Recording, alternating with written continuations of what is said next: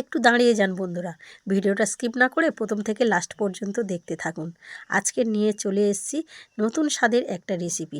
তার জন্য এখানে আমি সজনে ফুল নিয়েছি।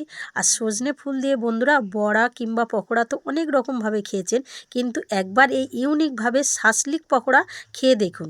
তার জন্য এখানে আমি টমেটো, পেঁয়াজ আর এখানে দেখুন বন্ধুরা তুতপিন, এটা হচ্ছে কাঠের তৈরি, এগুলোকে আমি নিয়েছি। আর সজনে ফুলগুলোকে সুন্দর করে আমি এখানে ধুয়ে পরিষ্কার করে নিয়েছি। সজনে ফুলটা কিন্তু হতে হবে একদম টাটকা। আর এখানে ওই তুতপিনের মধ্যে আমি প্রথমে পেঁয়াজের টুকরো, টমেটোর টুকরো এবং এরপরে আমি 10-12টা করে এই ফুল ওই কাঠির মধ্যে দেখুন বন্ধুরা কেমনভাবে আমি সুন্দর করে সাজিয়ে নিচ্ছি। ঠিক এইভাবে গেঁথে নিতে হবে, যেমন মালা গাঁথে ঠিক মালা গাঁথার মতো করে আমি সুন্দর কিছুটা ফুল একটা করে পেঁয়াজ আর একটা করে টমেটোর টুকরো দিয়ে সুন্দর করে সাজিয়ে নিয়েছি। এই দেখুন বন্ধুরা কেমন করে আমি নিয়েছি, দেখুন বন্ধুরা ঠিক এইভাবে সবগুলো আমি বানিয়ে নেব। একটা আমার পুরো একদম রেডি হয়ে গেছে। এই দেখুন বন্ধুরা আর একটা করে দেখাচ্ছি বন্ধুরা। আর বন্ধুরা এই কাঠিগুলো কিন্তু কাঠের কাঠি হতে হবে, কোনো প্লাস্টিকের কাঠি হলে হবে না, কারণ এটাকে যখন তেলে ভাজবো প্লাস্টিক হলে গলে যেতে পারে।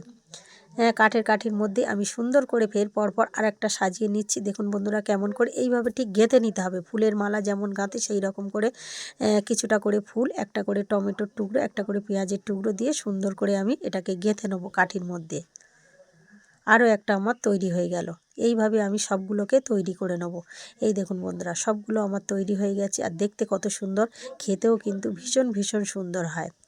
এরপর আমি একটা মশলা তৈরি করে নেব। একটা পাত্রের মধ্যে একটা কাঁচা ডিম নিয়েছি, আর এখানে 1 প্যাকেট ম্যাগি মশলা দিয়েছি। এর মধ্যে দিয়ে দেবো অল্প করে আদা, রসুন আর পেঁয়াজের পেস্ট করে রেখেছিলাম, সেটাকে অল্প করে দিয়ে দিলাম। দিয়ে দেবো স্বাদ মতো লবণ, দিয়ে দেবো হলুদ গুঁড়ো, দিয়ে দেবো অল্প করে একটু চিনি। আর এখানে আমি টমেটোর সস দেবো, যতটুকু করবে সেই অনুযায়ী দিতে হবে। আমি এখানে 2 প্যাকেট, 1 টাকা করে প্যাকেট, 2 প্যাকেট টমেটোর সস দিয়ে দিলাম। আর দিয়ে দেবো 2 চামচ এখানে আমি বেসন দিয়ে দেবো। এখানে কিন্তু বেশি বেসন লাগবে না, 2 চামচ বেসন দিয়ে এটাকে আমি সুন্দর করে গুলে নেব। এই দেখুন বন্ধুরা এর মধ্যে আমি সামান্য একটু জল দেবো, বেশি জল দেবো না, কারণ এটা পাতলা হলে হবে না।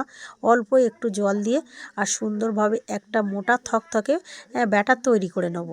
এই দেখুন বন্ধুরা কেমন করে করছি, দেখুন বন্ধুরা এইভাবে একবার বাড়িতে করে দেখুন, ভীষণ ভীষণ খেতে ভালো লাগে। ঠিক এই রকম একটা থকথকে ব্যাটার তৈরি হবে। এরপরে যেগুলোকে আমি তৈরি করে নিয়েছি কাঠির মধ্যে গেঁথে একটা একটা করে কাঠি ধরবো, আর এই রকম ব্যাটারের মধ্যে ঠিক এই রকম ঘুরিয়ে ঘুরিয়ে ব্যাটারটা মিশিয়ে নিয়ে আমি তেলের মধ্যে ফ্রাই করে নেব। এই দেখুন বন্ধুরা একটা একটা করে আমি তেলের মধ্যে কেমনভাবে ছেড়ে দিচ্ছি। বন্ধুরা আমার এই ইউনিক রেসিপি যদি আপনাদের ভালো লেগে থাকে তাহলে লাইক, শেয়ার, কমেন্ট ও সাবস্ক্রাইব করবেন। আর ফেসবুক থেকে দেখলে আমার পেজটাকে ফলো করে পাশে থাকবেন। আর আমার নিত্য নতুন ইউনিক ভিডিও দেখতে হলে আমাকে ফলো করে পাশে থাকুন। এই দেখুন বন্ধুরা এক এক করে আমি সবগুলোকে তেলের মধ্যে দিয়ে দিলাম। এগুলোকে এবার আমি উল্টে পাল্টে একটু লালচে করে ভেজে নেব। এক সাইড আমার হয়ে গেছে, আমি উল্টে পাল্টে এগুলোকে নিলাম। আবার এ সাইডটা হয়ে গেলে আবার উল্টে পাল্টে ওগুলোকে নিয়ে নিলাম। একদম দেখুন বন্ধুরা কত সুন্দর রেডি হয়ে গেছে।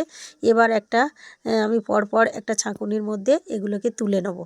তেল ঝরিয়ে সুন্দর করে তুলে নিলে একদম রেডি। এই দেখুন বন্ধুরা সত্যি খেতে ভীষণ ভীষণ সুন্দর হয়, সকাল কিংবা সন্ধ্যা জাস্ট জমে যাবে।